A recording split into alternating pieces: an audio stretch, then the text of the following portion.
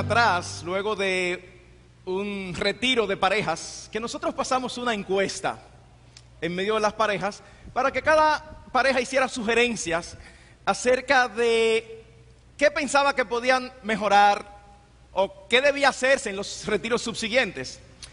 Y los resultados para mí fueron muy llamativos, porque de entre todas las sugerencias, había un grupo aproximadamente de 10 o 12 parejas que entendían que debían haber en el programa más sermones.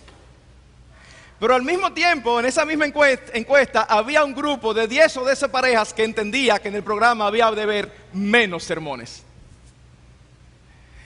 O pensemos, por ejemplo, en esta iglesia local. A lo largo de los últimos años nosotros hemos estado haciendo algunos cuantos cambios. Al momento que se introduce en la adoración, en el tiempo de la música, elementos de percusión, algunos en la congregación inmediatamente se emocionan, ¡qué bueno! Y otros dicen, ¿qué es lo que está pasando aquí?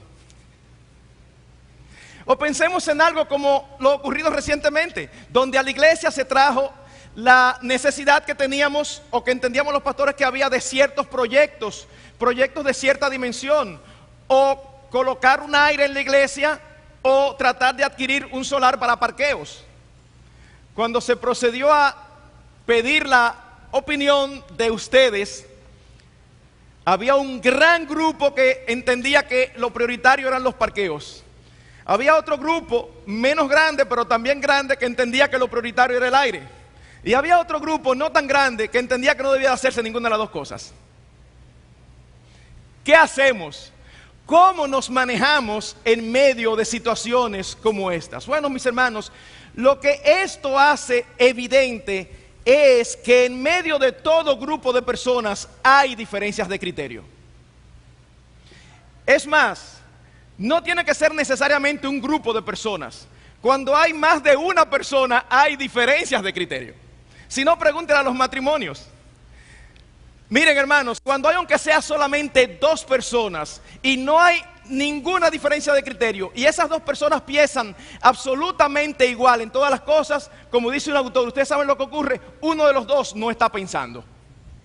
Porque es imposible que nosotros, que tenemos personalidades diferentes, crianzas diferentes, contextos culturales diferentes, edades diferentes, gustos diferentes, preparación académica diferente, es imposible que nos unamos con un propósito común y pensemos todos igual.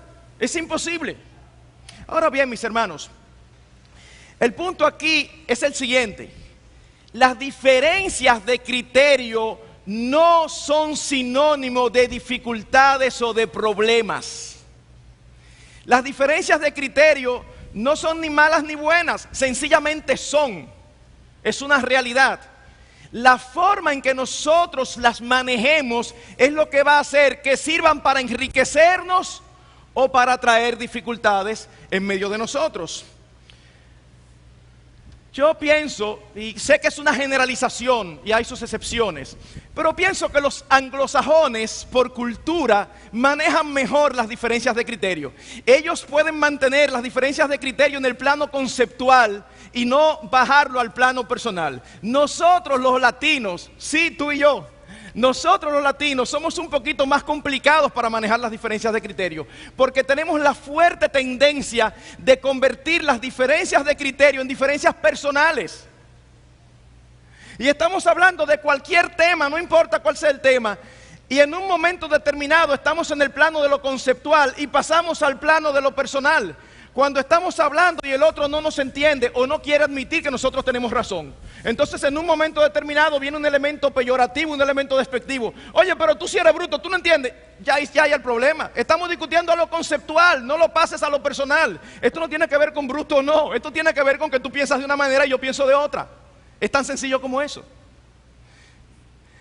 Un autor muy reconocido en el área de consejería dice lo siguiente, Wayne Mack. Él dice: un desacuerdo es una diferencia de opinión, principalmente en el nivel cognitivo, intelectual.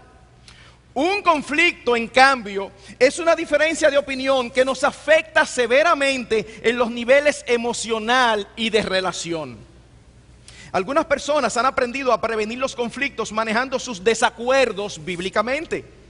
No es que estas personas sean copias de otras, sino que tienen sus propias opiniones y responden a los desacuerdos de tal manera que pocas veces llegan a ser conflictos.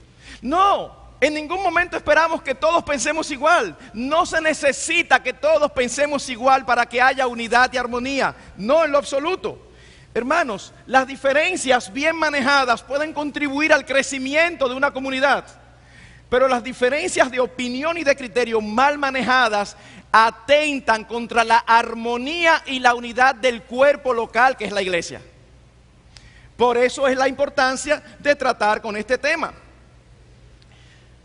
Por eso nosotros titulamos el sermón ¿Cómo manejar piadosamente las diferencias de criterio? Hay una manera correcta de manejar las diferencias y esta manera es conforme a la piedad. ¿Y qué es la piedad? Un autor que escribió extensamente acerca de este tema, Jerry Bridges, en su libro La devoción a Dios en acción, él habla de la piedad o de la devoción a Dios en acción como una actitud que incluye temor a Dios, deseo de Dios y amor a Dios. Es una disposición de obedecer la voluntad de Dios. O como nuestro hermano Miguel Linares, que predicó el domingo en la noche pasado, dijo de una manera muy sencilla: la piedad no es más que la voluntad de Dios puesta en práctica en nuestras vidas. Así que la manera en que nosotros debemos manejar nuestros conflictos es de una manera no solamente que no deshonre a Dios, sino también que le traiga gloria, que lo glorifique.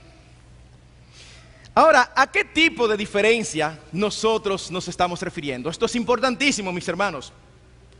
Nosotros no estamos aquí hablando de diferencias de criterio en los aspectos esenciales, fundamentales de la fe cristiana. O sea, nosotros no estamos aquí hablando de que vamos a ver cómo manejamos la diferencia de criterio cuando yo creo que la escritura es inspirada por Dios e inerrante y tú piensas que no, que es un libro como otro cualquiera. Ahí no puede haber armonía ni unidad de ningún tipo.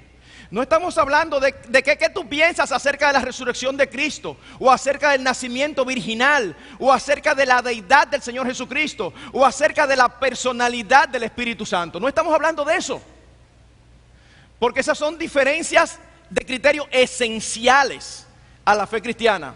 Estamos hablando de diferencias que no son esenciales. El apóstol Pablo, cuando le escribe a Timoteo, le dice lo siguiente: si alguno enseña otra cosa y no se conforma a las sanas palabras de nuestro Señor Jesucristo y la doctrina que es conforme a la piedad, está envanecido, nada sabe y delira acerca de cuestiones y contiendas de palabras, dice el apóstol Pablo en 1 Timoteo 6, versículos 3 a 4.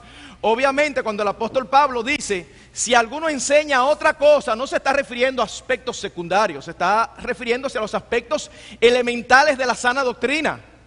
La palabra allí que se utiliza, enseñar otra cosa, es una palabra compuesta que indica enseñar algo diferente a lo que Dios ha revelado en su palabra. Así que no estamos hablando de diferencia de criterios en aspectos que son el corazón del cristianismo. No. Nosotros más bien estamos hablando de diferencias en uno de los siguientes dos sentidos. Por un lado, diferencias de criterios respecto a doctrinas secundarias o no esenciales. Por ejemplo, diferencias en el aspecto eclesiológico, es decir, el gobierno de la iglesia. Doctrinas, diferencias de criterio con respecto a aspectos escatológicos, es decir, las últimas cosas. Obviamente no podemos tener unidad y armonía si tú niegas la venida de Cristo. Eso es esencial. Lo que no es esencial es el orden de los eventos. Yo no te voy a descartar a ti porque tú piensas que primero va a ocurrir esto y después esto, y otro ve en la Biblia que no, que es al revés. Eso no debe dividirnos, porque ustedes saben que sea como sea, cuando Cristo venga lo veremos y nos daremos cuenta. Allí veremos quién estaba equivocado, pero de que viene, viene. Entonces no es diferencia de ese tipo, es diferencia aún de asuntos que están en las Escrituras pero que no están totalmente claros y que no son esenciales en la vida cristiana. Pero también nos referimos, en segundo lugar, a diferencias de orden práctico, asuntos que no están prohibidos en las Escrituras ni están ordenados. Por ejemplo, ¿por qué esas sillas? ¿Por qué no de otro color? Búscame un versículo bíblico que diga que había que buscarla en China. Obviamente eso no va a aparecer. Son asuntos prácticos de manejo. Pero vamos un poquito más adelante. Ministerios. ¿Es bíblico tener un ministerio de jóvenes? Ni es bíblico, ni no es bíblico. Tan sencillo como eso. Y usted se va a encontrar con algunos que dicen que no es adecuado tener un ministerio de jóvenes, y se va a encontrar con otros que dicen que es adecuado tener un ministerio de jóvenes. Bueno, está bien. Cada uno debe de estudiar las Escrituras y tener su posición. Pero eso no es un asunto esencial. Eso es un asunto de orden práctico. ¿Y por qué nosotros creemos, hermanos, que este tema es necesario para esta iglesia? Este tema es conveniente para todo creyente. Es un tema conveniente para todo creyente. Pero ¿por qué creemos que es necesario para esta iglesia? Bueno, mis hermanos, nosotros creemos que en este momento histórico es necesario para esta iglesia, no porque haya un problema, sino para que no lo haya. Hermanos, porque esta iglesia al día de hoy es una iglesia sumamente heterogénea.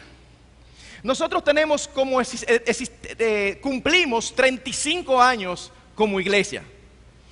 Y por la gracia y la misericordia de Dios, el Señor me concedió estar allí desde que esta iglesia nació. Y yo recuerdo cuando éramos apenas 100 personas, cuando éramos cerca de 100 miembros, era una membresía sumamente homogénea en su composición. Era un grupo de jóvenes con 2 o 3 señoras mayores. Y pensábamos más o menos similar. Y cuando se iba a armar un bautismo, se armaba y del río tal, y todo el mundo estaba de acuerdo. Y ahora vamos a hacer tal cosa, y los 100 estábamos de acuerdo. Eso era sumamente fácil. Ahora para armar un retiro aquí, gracias a Dios que no hay necesidad de pasar una encuesta a ver a cuál hotel lo vamos a hacer. Porque si no, no fuéramos. Este tiene, si este 7, no, pues a mí sí me gusta, a mí no me gusta, pues a mí me gusta este, a mí no me gusta aquel. Hermanos, sí es lógico porque la composición de la iglesia con el paso de los años ha ido cambiando.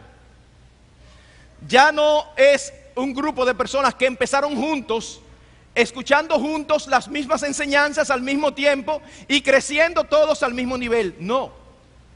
Ya muchos no están aquí por diferentes razones, se han ido a otro lugar o al cielo o sencillamente no están aquí. Y otros de otros contextos culturales y otro tipo de condiciones han entrado. Y ahora tenemos una iglesia, mis hermanos, y es una realidad y nosotros tenemos que asimilarlo así. Nosotros tenemos una iglesia sumamente heterogénea. Yo diría, y esto es una apreciación subjetiva, léase que puedo estar equivocado, pero yo diría que aquí es difícil tomar una decisión donde todo el mundo esté de acuerdo. Yo lo veo prácticamente imposible. Ah, pastor, pero es un problema. ¿Y por qué es un problema? Eso no debe ser un problema. Eso no debe ser un problema. Estamos hablando entonces, hermanos, de este tipo de diferencias. Y pensamos que es importantísimo. ¿Por qué? Porque todavía sigue siendo la voluntad de Dios que haya unidad y armonía en la iglesia local. Y en eso sí todos debemos de estar de acuerdo. Si usted no está de acuerdo con esto, ya eso no es una diferencia de criterio no esencial. Esa es una diferencia de criterio esencial. Porque está claro en las Escrituras que Dios espera que haya armonía y unidad en la iglesia local. Bueno, mis hermanos, precisamente para que esto ocurra, en medio de la condición actual de nuestra iglesia, nosotros hemos querido traer 7 principios que nos van a ayudar a nosotros manejarnos en medio de las diferencias de criterio. Y el primer principio, nosotros lo vamos a encontrar, los primeros 2 principios, en la epístola del apóstol Pablo a los Romanos. Acompáñenme por favor al capítulo 14 de Romanos. Capítulo 14 de Romanos.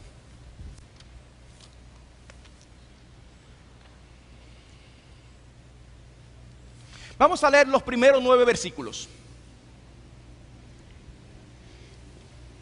Recibid al débil en la fe, pero no para contender sobre opiniones. Porque uno cree que se ha de comer de todo, otro que es débil come legumbres. El que come no menosprecie al que no come, y el que no come, no juzgue al que come, porque Dios le ha recibido. ¿Tú quién eres que juzgas al criado ajeno? Para su propio Señor está en pie o cae, pero estará firme, porque poderoso es el Señor para hacerle estar firme. Uno hace diferencia entre día y día, otro juzga iguales todos los días. Cada uno esté plenamente convencido en su propia mente. El que hace caso del día, lo hace para el Señor, y el que no hace caso del día, para el Señor no lo hace. El que come, para el Señor come, porque da gracias a Dios. Y el que no come, para el Señor no come y da gracias a Dios. Porque ninguno de nosotros vive para sí y ninguno muere para sí. Pues si vivimos, para el Señor vivimos. Y si morimos, para el Señor morimos. Así pues, sea que vivamos o que muramos, del Señor somos. Porque Cristo para esto murió y resucitó y volvió a vivir, para ser Señor así de los muertos como de los que viven. Hermanos, el primer principio que nosotros vemos aquí claramente establecido para nosotros manejar las diferencias de criterio es el siguiente: debemos manejar nuestras diferencias de criterio con respeto y consideración al criterio de los demás. Hermanos, respeto y consideración al criterio de los demás. ¿Qué fue lo que motivó al apóstol Pablo a escribir estas instrucciones a la iglesia en Roma? Bueno, mis hermanos, la iglesia en Roma era una iglesia con una composición heterogénea también. Allí había judíos convertidos que venían de una tradición judaica, y algunos de ellos todavía no habían podido desligarse de las tradiciones de comer ciertos alimentos sí, otros no, de guardar días, de abstenerse de ciertas cosas. Pero al mismo tiempo en la iglesia de Roma, una iglesia que era la capital, que estaba en la capital del imperio, había también creyentes paganos que venían de un contexto donde nunca en su vida habían tenido que preguntarse si esto se come o si esto no se come, donde guardar días o abstenerse de ciertas cosas como el vino no tenían ningún tipo de problemas.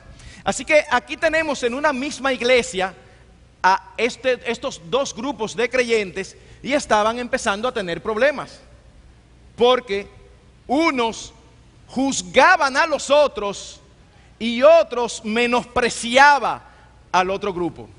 Ahora, una de las cosas que a mí más me llama la atención en esto es cómo el apóstol Pablo escribe. Mis hermanos, estaba viendo una dificultad, una diferencia de criterios que ellos habían convertido en dificultad. Pero percátense de esto: el apóstol Pablo no les escribe para resolver el conflicto o la diferencia de criterios. El apóstol Pablo les escribe para que aprendan a manejarse en medio de ellos. Fíjense, en un versículo más adelante, de versículo 14, de una manera incidental, el apóstol Pablo dice: yo sé y confío en el Señor Jesús que nada hay inmundo en sí mismo. O sea que el apóstol Pablo tenía su posición entre ambos grupos. Pero él no escribió para decir, hermanos judíos, déjense de eso ya. Él no escribió para eso. Él escribió para decirles: oigan, ustedes tienen que aprender a convivir con eso. Aquel cree eso, no hay problema, que no coma. Aquel quiere ser vegetariano, que lo sea. ¿Tú quieres comer tu carne? Cómela. Así que el hecho de tener respeto y consideración hacia los demás se muestra en las dos acciones que hay que evitar. ¿Cuáles son? No juzgar y menospreciar. No juzgar y menospreciar. Acompáñenme al versículo número 3. El que come, no menosprecie al que no come. Y el que no come, no juzgue al que come. ¿Por qué? Porque Dios lo ha recibido. Mi hermano, Dios ha recibido al que no piensa igual que tú. Dios lo ha recibido. Y tú debes recordar eso. Y si Dios le ha recibido, ¿quién eres tú para no recibirle? Aquí la palabra menospreciar significa no apreciar, despreciar, tener en poco. Y la palabra incluye un sentido de superioridad sobre los demás. Hermanos, yo he escuchado, como dicen aquí en República Dominicana, con estos oídos, expresiones que son expresiones que menosprecian. se está discutiendo algún punto, alguna decisión, y él sabe de eso. Eso es despectivo, eso es peyorativo. Oye, pero qué bruto, ¿y cómo va a ser que no lo vea? Eso es despectivo, eso no es correcto. Nosotros tenemos que tener respeto a la posición del otro. La otra palabra es juzgar. ¿Qué significa juzgar? Significa pasar o hacer un juicio desfavorable, criticar, condenar. Hermanos, déjenme decirles lo siguiente, y es el corazón de este principio. El hecho de que tú y yo no podamos entender cómo es posible que el otro no vea lo que nosotros vemos tan claro, miren, es que lo vemos clarito, no es razón para que tú lo menosprecies ni para que lo juzgues. Porque tú sabes que posiblemente él ve tan clarito como tú lo opuesto. Hermanos, si nosotros no entendemos esto, nosotros vamos a seguir juzgando y menospreciando a los demás.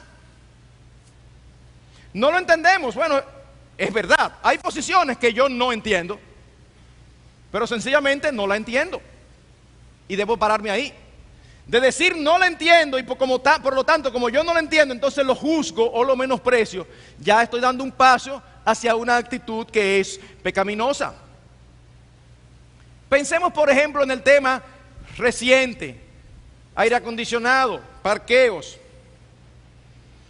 Déjenme darle 3 expresiones que posiblemente corrieron por aquí y que son inadecuadas.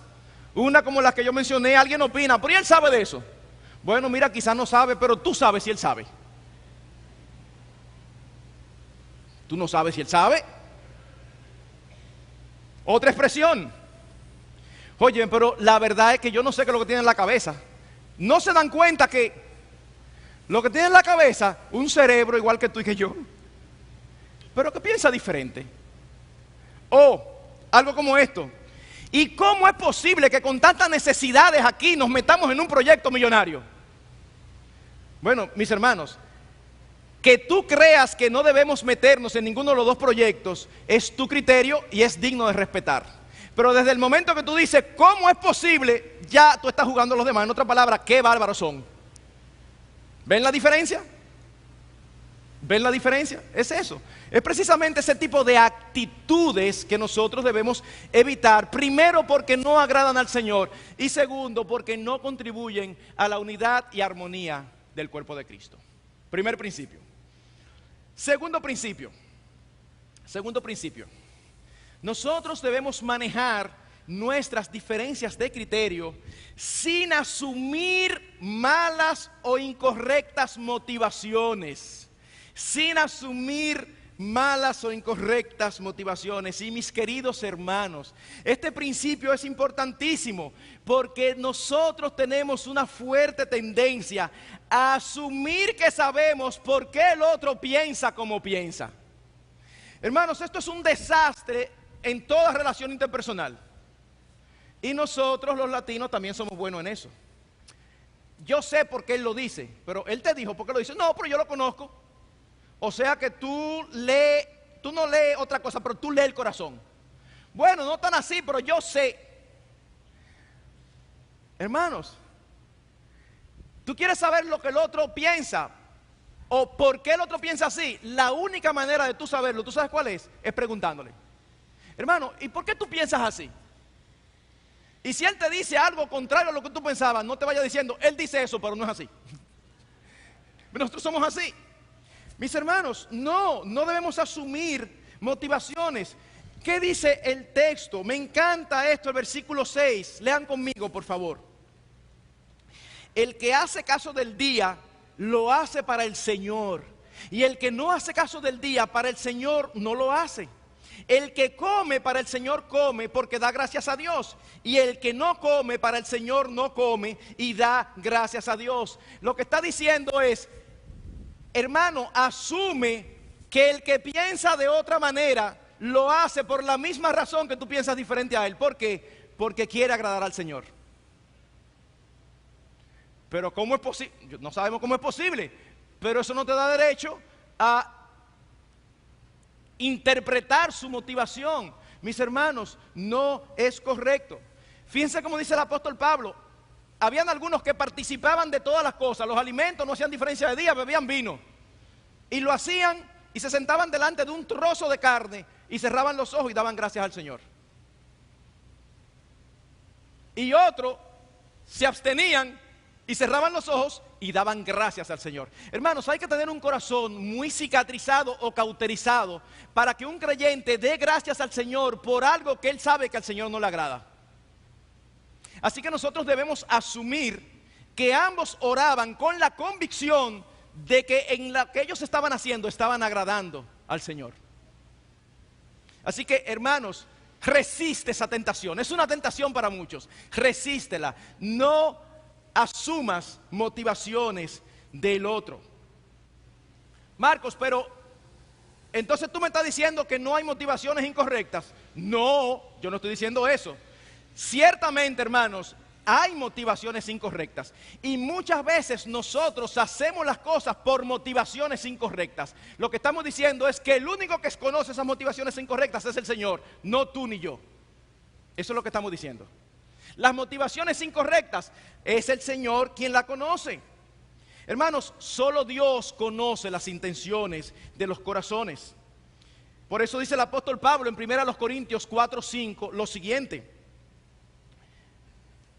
no juzguéis nada antes de tiempo, hasta que venga el Señor, el cual aclarará también lo oculto de las tinieblas y manifestará las intenciones de los corazones. Hermanos, cuando el Señor venga, Él es que va a manifestar las intenciones de los corazones.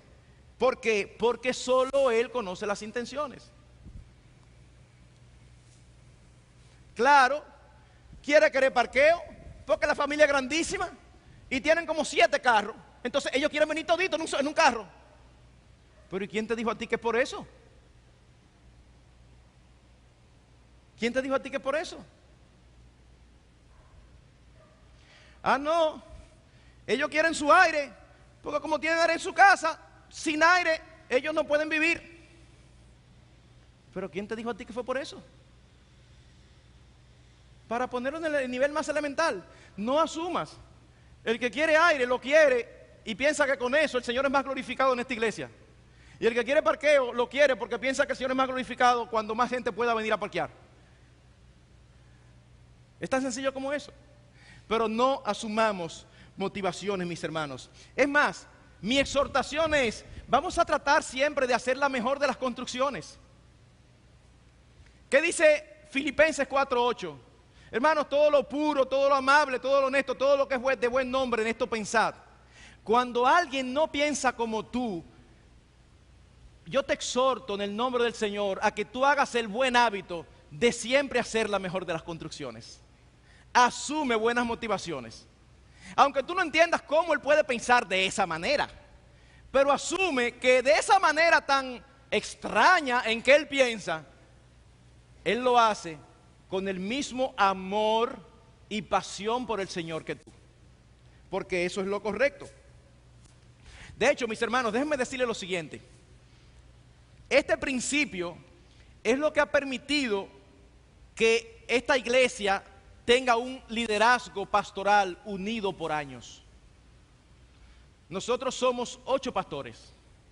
Y hermanos, nosotros no pensamos igual en todas las cosas los 8. Y es muy frecuente que en diversos temas pensemos diferentes. Y es frecuente que discutamos horas en una reunión de pastores con mucho énfasis y con mucha fortaleza y con mucho uso de textos aquí y allá. Sin embargo, no hay ningún tipo de problema. ¿Por qué razón? Porque si hay algo que está claro en la cabeza de nosotros 8 es que los otros 7 piensan como piensan porque aman al Señor con todo su corazón. Eso es lo que hace la diferencia. Y si a uno se le ocurre la idea de hacer un parqueo encima del techo de la cancha, yo voy a pensar, él sigue amando al Señor. Yo no sé cómo, pero él sigue amando al Señor. Ese es el punto. Ese es el punto. Hermanos, es importante que nosotros no asumamos las motivaciones ajenas.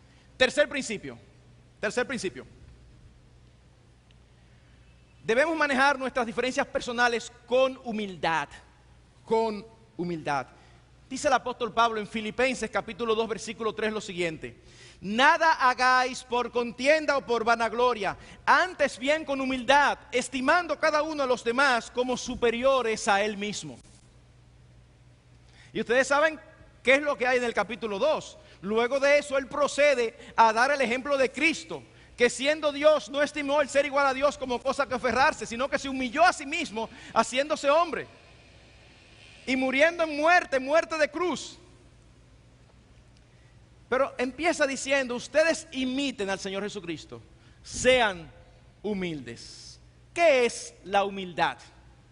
En un diccionario bíblico que busqué, decía lo siguiente: la persona que se coloca a sí misma en una actitud de no exigir los merecimientos que le corresponden o que renuncia a ellos por amor a otras personas, es una persona humilde.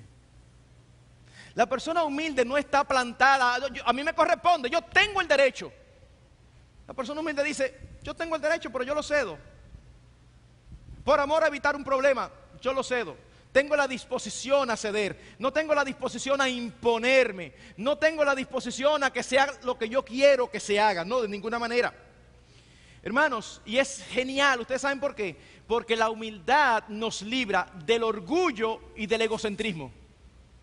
La humildad nos libra del orgullo y del egocentrismo porque son polos opuestos. Por un lado, hermanos, la humildad nos libra del orgullo que nos hace creer que nosotros siempre tenemos la razón. Hay algo que a mí me causa mucha hilaridad, porque nada sorprende, en esta época nada me sorprende. Yo voy a hacer una afirmación, pero no me sorprende si es contraria. Pero yo estoy casi seguro, vamos a decirlo conservadoramente, que si yo pregunto aquí en esta noche, no lo voy a hacer, pero que si yo pregunto aquí esta noche, levanta la mano si aquí hay alguien que es perfecto. Yo estoy seguro que no la van a levantar. Pero vuelvo y digo, estamos viviendo en una época que no me atrevo porque es capaz alguien de decir. Y entonces, ¿qué yo voy a hacer? Se me daña la ilustración. Hermanos, todos nosotros estamos dispuestos a asumir que no somos perfectos, ¿verdad que sí? No soy perfecto, ok. Cuando tú asumes que tú no eres perfecto, tú estás asumiendo que tú te equivocas. Aunque sea de vez en cuando, pero tú te equivocas, ¿verdad que sí? Sí. Pregunta. Y cuando tú te equivocas, ¿tú te das cuenta? No te puedes dar cuenta porque si te das cuenta no te equivocarías. Yo estoy actuando así, yo estoy equivocado, pero lo estoy haciendo para que los demás vean que yo no soy perfecto. No, no es así que funciona. Todos nos equivocamos y cuando nos equivocamos no nos damos cuenta hasta que algún evento o una nueva luz viene y nos hace ver: ah, pero espérate, no era así. No era así. Hermano, pero lo genial de esto es que nosotros estamos dispuestos a admitir que no somos perfectos, pero al mismo tiempo, qué difícil es admitir que nos equivocamos. Es más, qué difícil es aún admitir que yo puedo estar equivocado en un momento particular. Hermanos, el hecho de nosotros conocer que no somos perfectos debe librarnos de dogmatismos. ¿Qué es un dogmatismo? Es aquel que afirma con toda certeza algo que no necesariamente hay la evidencia de que sea así. Esto nos libra de dogmatismos. Hermanos, nosotros debemos tener todos convicciones firmes. De hecho, el apóstol Pablo exhorta en Romanos 14 a que cada grupo que piensa diferente tenga convicciones firmes. ¿Qué dice él?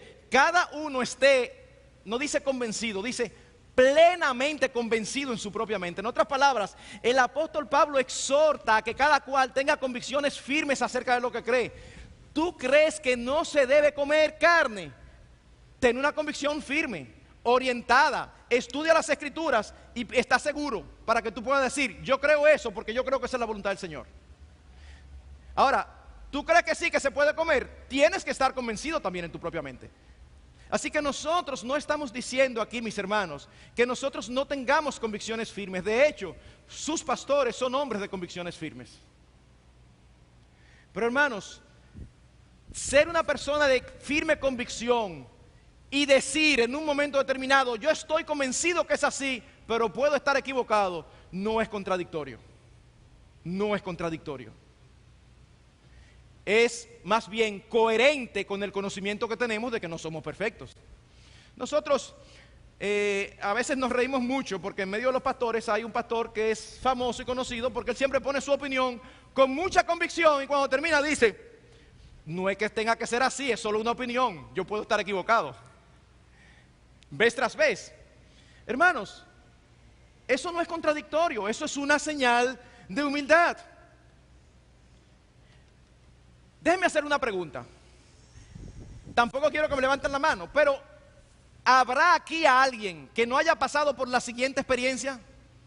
¿Habrá alguno de nosotros aquí que en un momento determinado no estaba 100% seguro de algo y ahora mira hacia atrás y dice, ups, no era así? Miren, yo creo que todos los que estamos aquí hemos pasado por eso. Todos. Pero que en un momento determinado yo metía mi mano hasta aquí porque yo estoy convencido, yo estoy seguro. Mis hermanos, es que tu seguridad no es lo que hace que una cosa sea correcta o no. Es bueno estar seguros, pero no es correcto ser dogmáticos o aplastantes. Así que ser humildes nos ayuda a manejar piadosamente las diferencias porque nos lleva a decir, mira, yo de verdad que no, por más que tú me lo explicas, yo no lo veo. Pero puede ser que tú tengas razón. Hermano, eso no te quita un pedazo. Al contrario, ustedes saben que eso es piadoso. Eso es piadoso. Eso es conforme a la voluntad de Dios. Porque tú estás siendo coherente con la realidad de que tú y yo no somos perfectos. Pero por otro lado, la humildad no solamente nos libra del orgullo, sino que también la humildad nos libra del egocentrismo. Y el egocentrismo, hermanos, es lo que nos mueve en lo más profundo de nuestro ser a querer que las cosas se hagan a nuestra manera. Nos mueve a querer que nuestras opiniones sean valoradas por encima de las opiniones de los demás. Queremos en nuestro ser interior que los demás vean las cosas como nosotros las vemos. Y cuando eso no sucede, reaccionamos pecaminosamente. Argumentamos. No convencemos y entonces nos molestamos. No, mis hermanos, no. Nosotros tenemos en las Escrituras un ejemplo extremo de alguien que era tan egocéntrico que no pudo resistir que en un momento determinado no se aceptara lo que él dijo. Absalón, el hijo de David, se subleva. Y en esta ocasión, uno de sus consejeros de David, Ahitofel, se pasa del lado de Absalón. Otro consejero llamado Usai estaba a favor de David, pero cuando fue donde David, David le dijo, no, ve allá que me eres más útil estando allá que estando aquí conmigo. Así que Usai va y se queda haciendo creer que él también estaba apoyando a Absalón. Cuando Absalón reúne a los consejeros para saber qué va a hacer, Ahitofel da un consejo genial. Dice, oye, me reúne todas las fuerzas ahora y olvídate de todo Israel. Es detrás de David que vamos a caerle por sorpresa y vamos solamente a atacarlo a él, que si lo logramos capturar o lo logramos matar, ahí mismo se acabó el evento. Usai da también un consejo, dice, les pareció bien el consejo, pero vamos a preguntarle a Usai. Le preguntan a Usai y Usai dice, mira, tu padre es un hombre de guerra y tu padre sabe mucho. Ustedes se arriesgan a ir y posiblemente él ni siquiera tiene el campamento. Y entonces van a pelear una batalla y él ni siquiera va a estar ahí. Y da ciertos argumentos, pero eran todos para tratar de despistar. Y dice la historia que las personas, Absalón y los demás que estaban con él, dijeron, el consejo de Usai es mejor. Y decidieron hacer lo que dijo Usai y no Ahitofel. ¿Ustedes saben lo que dice la narración? Ahitofel fue a su casa, organizó todas las cosas y fue y se ahorcó. Se ahorcó. ¿Pero y qué? No, porque no se le hizo caso. Hermanos, ninguno de nosotros va a hacer eso. Yo espero. Pero la verdad La verdad, mis hermanos, a veces nosotros tenemos esa fuerte inclinación, ese fuerte deseo de que se haga lo que nosotros decimos. Oigan lo que dice Santiago, capítulo 4, versículo 1. ¿De dónde vienen las guerras y los pleitos entre vosotros? ¿No es de vuestras pasiones las cuales combaten en vuestros miembros? Vamos a hacer la traducción. Pastor, ¿y qué traducción? Porque esto está en español. Sí, vamos a hacer la traducción al lenguaje de nosotros. Al de aquí, al dominicano, aquí, a los dominicanos de IBCJ. ¿Ustedes saben lo que ese versículo está diciendo? Cuando tú discutes, te ofendes o entras en conflicto, tú lo haces por tu egoísmo, por tus pasiones internas. Eso es lo que está diciendo el versículo. Cuando una diferencia de criterio tú la conviertes en un campo de batalla, en una dificultad, en un conflicto, tú lo haces por tus pasiones internas, por tu naturaleza pecaminosa. Hermanos, es por eso que la humildad es vital para mantener la unidad, porque la humildad nos libra de entrar en conflictos por las diferencias de criterio. Es interesantísimo que en el Nuevo Testamento con mucha frecuencia, cada vez que se menciona la humildad, se menciona asociada con la unidad del cuerpo. No solamente en Filipenses capítulo 2 versículo 3 que ya leímos, sino también en Efesios capítulo 4 versículo 2 y 3. Y también en un pasaje que es interesantísimo cómo lo agrupa en Romanos 12 versículo 16. Oigan lo que dice, Romanos 12, 16. Unánimes entre vosotros, no altivos, sino asociándoos con los humildes. No seáis sabios en vuestra propia opinión. ¿Ven la conexión? Exactamente lo que hemos venido diciendo. No seas altivo, sé humilde. No seas sabio en tu propia opinión. Reconoce que tú puedes estar equivocado, aun por claro que tú lo veas. Cuarto principio. Debemos manejar nuestras diferencias de criterio con paciencia, reconociendo el control, la providencia y el control soberano de Dios sobre todas las cosas. Hermanos, nosotros como iglesia creemos en la soberanía de Dios. ¿Y qué es la soberanía de Dios? Es la autoridad, derecho, poder y control que Él tiene sobre toda su creación. Nosotros hemos oído muchísimo desde este púlpito la realidad de que Dios tiene control de todas las cosas. No hay un pajarillo que caiga sin el control de Dios. Aún los pelos de nuestra cabeza están todos contados. Hermanos, hay textos en las Escrituras que enseñan que aún las cosas no buenas ocurren bajo el control de Dios. ¿Ustedes recuerdan lo que dice el libro de Amós? Que nosotros siempre recordamos, ¿andarán dos juntos si no estuvieran de acuerdo? Son preguntas retóricas donde la respuesta normal es no. En ese conjunto de preguntas hay otras más. ¿Se alzará el lazo sin haber presa? No. Si usted pone una trampa y nadie la activa, la trampa no se dispara. ¿Se tocará la trompeta y no se alborotará la ciudad? No, porque hay un sonido particular de la trompeta que avisa que viene el enemigo. Y no es verdad que usted va a dar ese sonido y la gente se va a quedar como si nada. Es en ese contexto que dice, ¿habrá algún mal en la ciudad del cual Dios no haya hecho? Respuesta, la misma que las anteriores. No, aún las cosas que pasan, que son desgracias para la vida nuestra, están bajo el control soberano de Dios.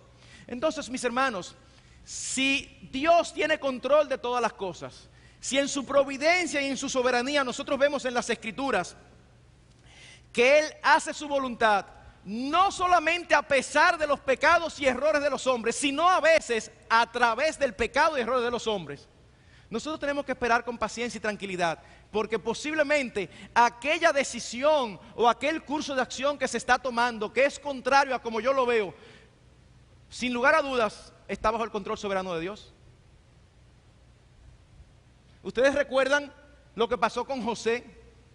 Los hermanos de José lo vendieron por envidia. ¿Fue un pecado lo que los hermanos de José hicieron? Claro que sí.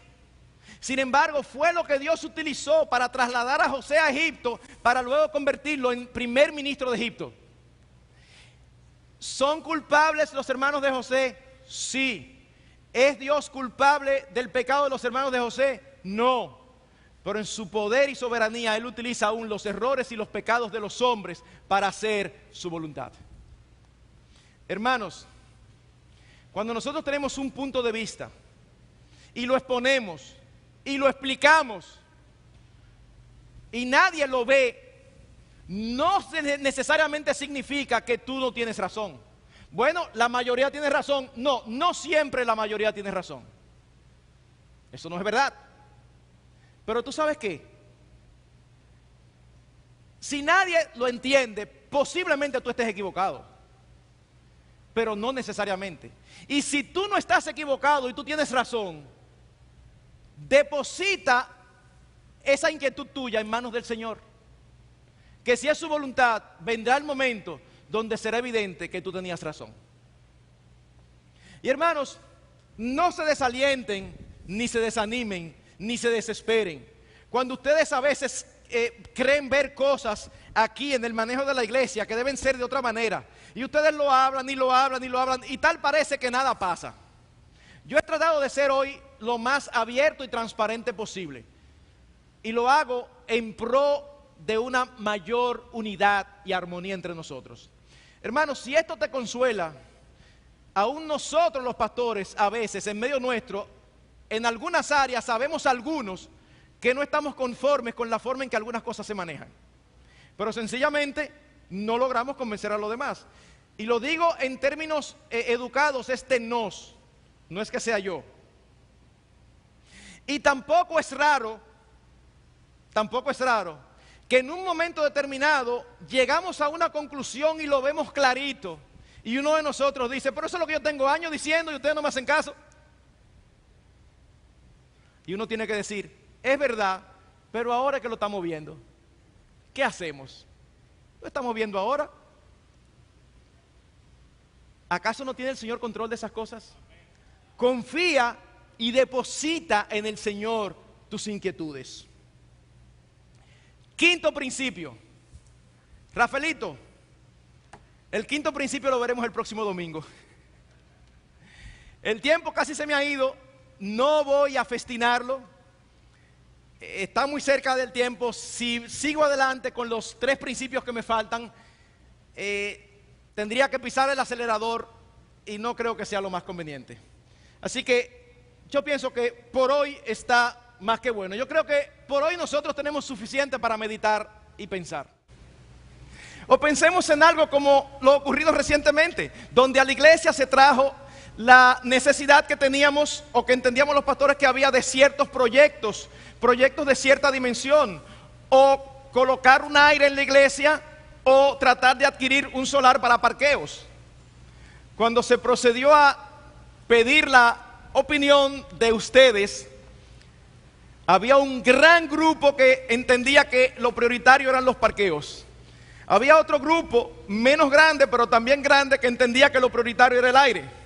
Y había otro grupo no tan grande que entendía que no debía hacerse ninguna de las dos cosas. ¿Qué hacemos? ¿Cómo nos manejamos en medio de situaciones como estas? Bueno, mis hermanos, lo que esto hace evidente es que en medio de todo grupo de personas hay diferencias de criterio. Es más, no tiene que ser necesariamente un grupo de personas. Cuando hay más de una persona, hay diferencias de criterio. Si no, pregúntenle a los matrimonios. Miren, hermanos, cuando hay aunque sea solamente 2 personas y no hay ninguna diferencia de criterio, y esas 2 personas piensan absolutamente igual en todas las cosas, como dice un autor, ustedes saben lo que ocurre, uno de los 2 no está pensando.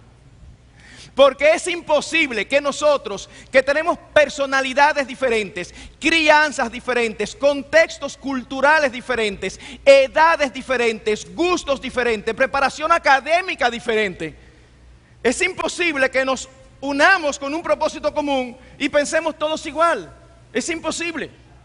Ahora bien, mis hermanos, el punto aquí es el siguiente: las diferencias de criterio no son sinónimo de dificultades o de problemas.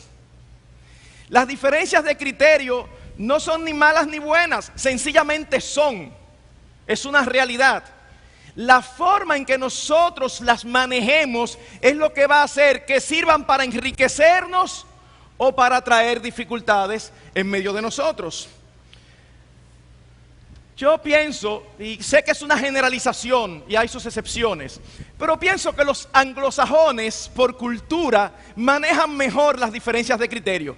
Ellos pueden mantener las diferencias de criterio en el plano conceptual y no bajarlo al plano personal. Nosotros los latinos, sí, tú y yo, nosotros los latinos somos un poquito más complicados para manejar las diferencias de criterio, porque tenemos la fuerte tendencia de convertir las diferencias de criterio en diferencias personales.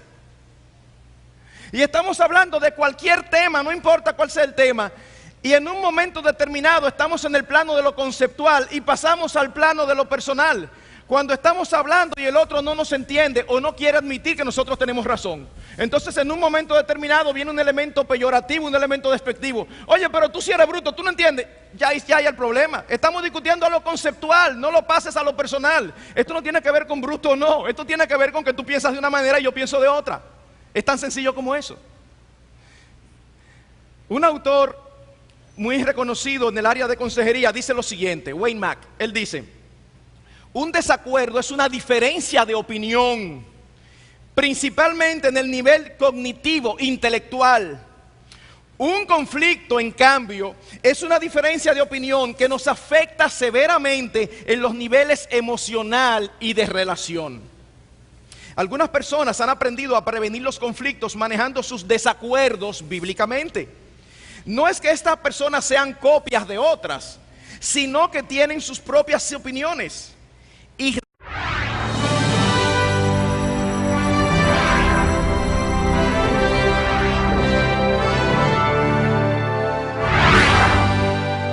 Años atrás, luego de un retiro de parejas, que nosotros pasamos una encuesta en medio de las parejas para que cada pareja hiciera sugerencias acerca de qué pensaba que podían mejorar o qué debía hacerse en los retiros subsiguientes.